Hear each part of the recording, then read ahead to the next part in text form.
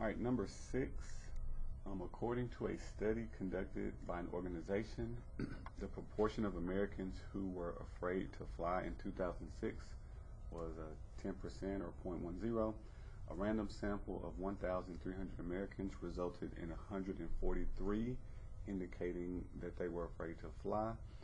Explain why this is not necessarily evidence that the proportion of Americans who are afraid to fly has increased.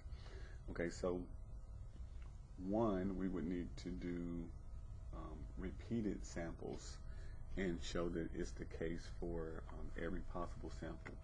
But we can look at these answer choices, we're going to pick out the best one, and we can use the information here. So what they're saying is, if you do the proportion 143 out of the 1,300, we see that this is I put one too many zeros. 143 divided by 1300. There we go. Okay, so this is 11%, this is 10. So it's saying, why is this not evidence that the proportion has gone up?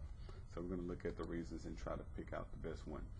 So it says, A, this is not necessarily evidence that the proportion of Americans who are afraid to fly has increased above 10 because obtaining a value equal to or more extreme than the population proportion is blank, which is not unusual.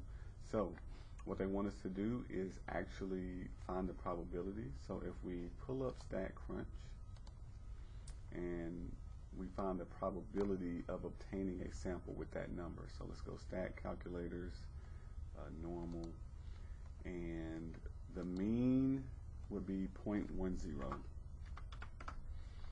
We are looking for greater than, and this was 0.11. Now we got to do the standard deviation. So the standard deviation, which we have to figure out, is the square root of the 0.10, and then 1 minus that would be 0.90, and then divide by the sample size 1,300. So I got to figure out what this number is, and I can plug it in for standard deviation here. Second square root, I'm going to go ahead and make the fraction this time, alpha y equal inner. That'll save me doing parentheses 0.1 times 0.9 divided by the 1,300. And we're going to just round this to 4 decimal places, so 0.0083. That should give us close enough. So when we find that, we get the probability is 11%. So that is not unusual. So it says this is not necessarily evidence. Obtaining a value of this or more is 0.11, which is not unusual. Let me see. They say around the 4 decimal places. So that was 0.1141. So that seems correct. Let's look at the rest of them. This is not necessarily evidence. The proportion of Americans who are afraid to fly has increased above 10% because the sample size N is more than 5% of the population. But we don't know that. It just says according to a study.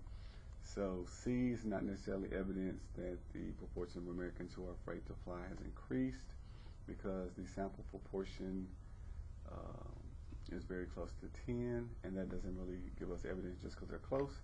And then D says not necessarily evidence, has increased because of this is less than 10.